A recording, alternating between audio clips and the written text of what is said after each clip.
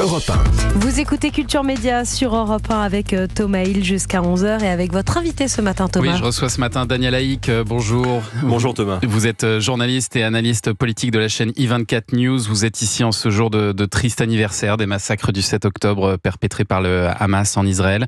Vous avez rassemblé dans un livre intitulé Samedi rouge des témoignages des survivants de ces massacres avec l'idée de recueillir plusieurs points de vue, ceux de l'armée, ceux des civils et des otages. C'était ça l'idée de départ ? Oui, c'était ça l'idée de départ. C'était comme cela que ça a été présenté au départ, avec la volonté de reprendre des témoignages que nous avions recueillis, en particulier auprès de l'émission phare de la chaîne, le Prime, de Jean-Charles Banoun, des témoignages qu'il avait recueillis systématiquement pendant plusieurs mois de rescapés, divers rescapés, des rescapés et des kibboutz, et des rescapés du Festival Nova, des rescapés des soldats, également, par exemple, ces fameux rabbins orthodoxes qui ont dû identifier des centaines de corps dans la première semaine d'octobre.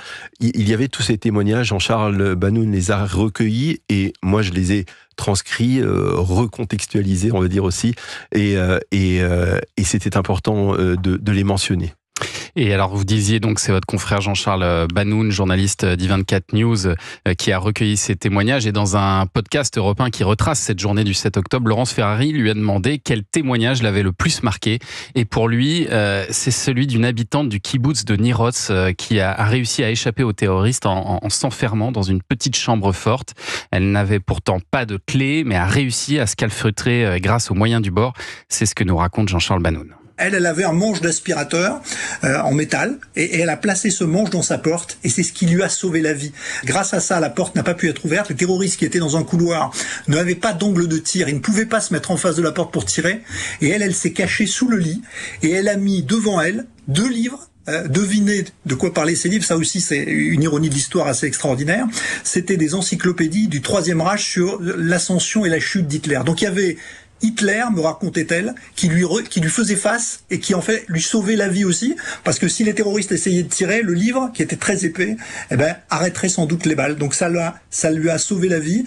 Incroyable histoire que nous raconte Jean-Charles Banoun. Eric Lave, c'est son nom. Voilà, c'est dans ce podcast Europe 1 intitulé Au cœur de l'actu. Daniel Haïk, vous avez voulu donc accompagner les témoignages de votre livre Samedi rouge d'un contexte historique.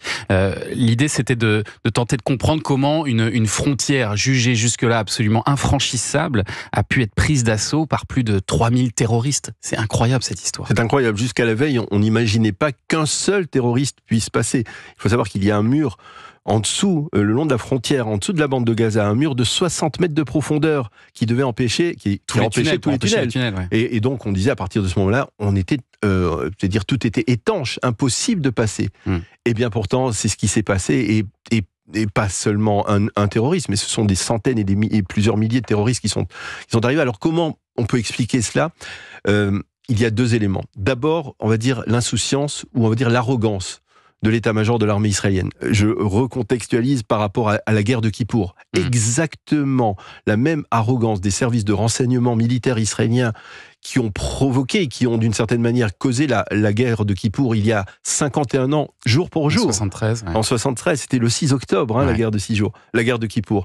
Eh bien, c'est la même insouciance, la même arrogance, cette capacité de dire on est invulnérable. Le Hamas est dissuadé par nos attaques répétées, les attaques répétées de l'armée israélienne. Le Hamas ne veut pas se lancer dans une offensive contre Israël. Ils n'y ont pas intérêt. Ils n'y ont pas intérêt. Ça, c'était le premier point. C'est le point, on va dire, sur le plan sécuritaire. Le deuxième point, c'est la division au sein de la société israélienne. La société israélienne, pendant les 9 premiers mois de l'année 2023, a été totalement fracturée par le projet de réforme judiciaire initié par le gouvernement de Benyamin Netanyahou.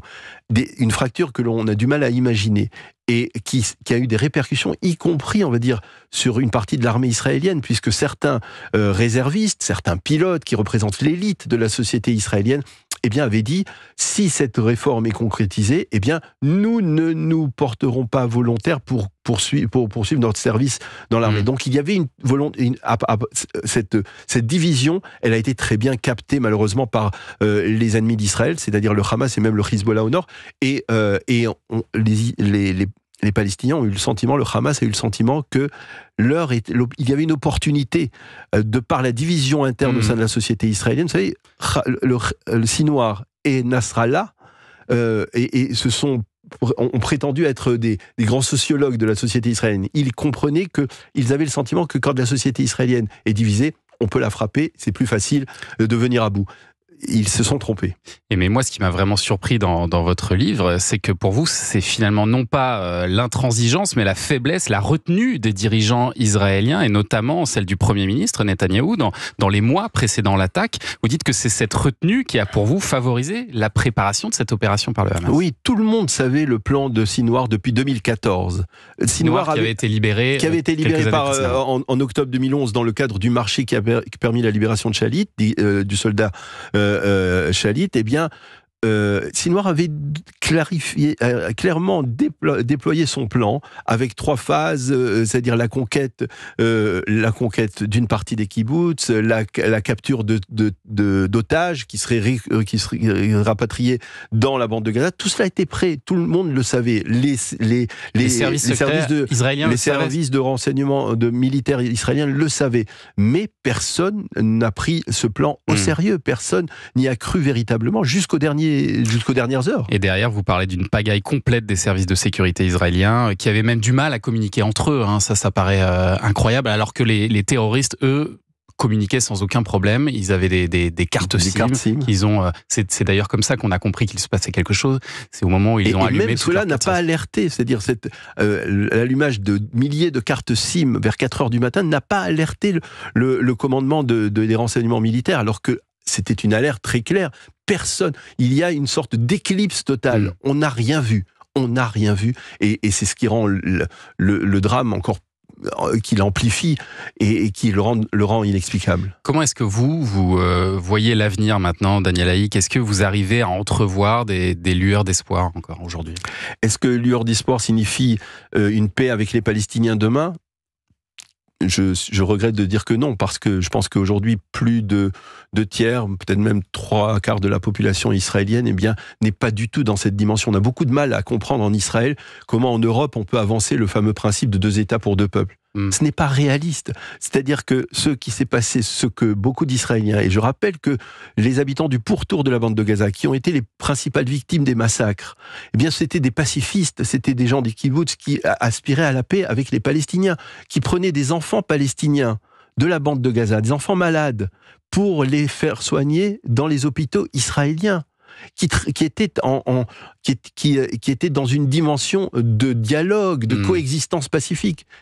Ceux-là, aujourd'hui, une bonne partie d'entre eux, je ne parle pas de ceux qui disaient vouloir ne plus voir la bande de Gaza après les massacres, mais je parle de ceux qui disent aujourd'hui, non, c'est pas possible, il y a quelque part une dimension, ce n'est pas un conflit territorial, comme on a pu le croire, qui pourrait se régler sur la base d'un compromis, c'est un conflit qui a une dimension religieuse, et à ce propos, je dirais, il y a une sorte de réveil, on va dire, identitaire, puisque les terroristes du Hamas ont voulu frapper des Juifs avant tout, il y a chez ces Israéliens laïcs, qui étaient très laïcisés, sur la base du plan des pères fondateurs de David Ben Gurion, père fondateur de l'État d'Israël, qui se disent, il faut revenir à cet aspect de notre identité juive qui nous relie avec la terre d'Israël, la force de la terre d'Israël, et à partir de ce moment-là, et qui disent, le conflit n'est pas territorial, mais il est d'ordre religieux. Il faut lire ces témoignages des survivants des massacres du 7 octobre rassemblés par Daniel Haïk dans ce livre Samedi Rouge. C'est paru aux éditions de l'Archipel. Merci beaucoup d'être venu ce matin au micro d'Europe 1. Merci à vous.